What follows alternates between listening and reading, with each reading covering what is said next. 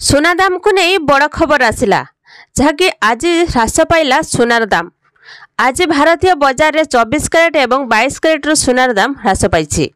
तेबे आसंतु देखिबा आज आपणको सहर रे केते रहिछि आज सुना रेट।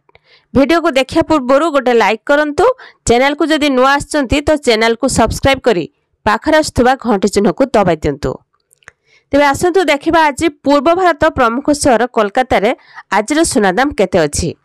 आज 22 कैरेट सुनार दाम 65,600 टंका थिबा बेले 24 कैरेट सुनार मूल्य 71,700 टंका रे अछि।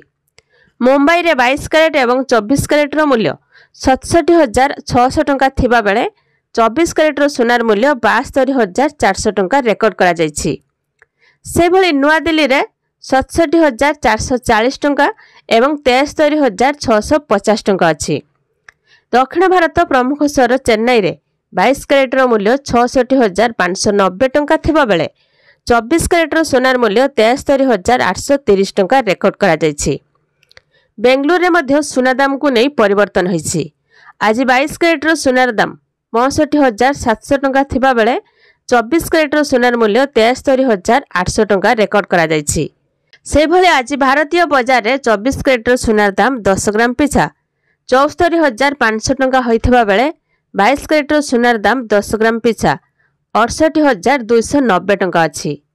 आज कटक रे सुना दाम को नहीं परिवर्तन घटिछि। आज 22 कैरेट सुनार दाम 66,500 टंका थिबा बेले 24 कैरेट सुनार मूल्य 73,000 टंका अछि। आज भुवनेश्वर रे 22 कैरेट सुनार दाम 67,800 टंका रे पहुंचिथिबा बेले 24 कैरेट सुनार मूल्य 73,000 टंका रे अछि। अन्यपटे रूपा दर केजी प्रति 84,500 टंका रे अछि। तेबे देश रे प्रमुख सहर मानकरे सुना दर बढ़ी बढ़ी चलिछि। राजधानी दिल्ली रे मध्य सुना दर वृद्धि पाइछि। 10 ग्राम सुनार दाम यथाक्रमे 68,550 टंका थिबा बेले 24 कैरेट सुनार दाम 74,770 टंका अछि। जदि आपण माने 18 कैरेट एवं 22 कैरेट मूल्य हार जानिया पय चाहउछंती तेबे 8955444433 को एक मिस कॉल देबे जहाँकि अल्प समय मध्य आपण मोबाइल को एसएमएस माध्यम मूल्य आसीजिवो। आपण माने 18 कैरेट एवं 22 कैरेट मूल्य हार जानि परिबे। तो एभली भाबरे सुना दाम केतेबेले ह्रास पाउछि तो केतेबेले वृद्धि पाउछि। आगकू आहुरी सुना दाम वृद्धि पाइबो। सुना दर रे पुणी थरे वृद्धि देखिबाकू मिलिबो। संप्रति एही धातु दर लगातार बढ़ी चलिछि।